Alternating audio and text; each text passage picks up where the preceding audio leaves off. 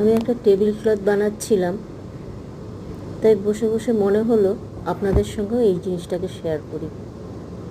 আমি এই টেবিল ক্লথের যে ডিজাইনটা, পাতার ডিজাইনটা, সেটাকে কাশ্মীরি স্টিচ দিয়ে ভরছি। খুব সুন্দর একটা স্টিচ, আমরা ছোটোবেলায় খুব করেছিলাম, তো সেটাই আপনাদেরকে দেখাচ্ছি।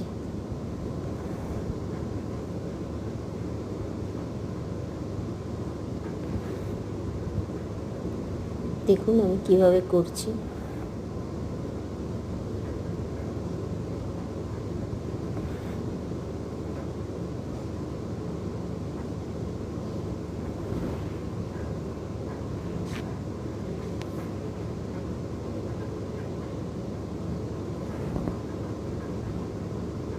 আমি ভিডিও করতেও খুব একটা পাকাপোক্ত নই,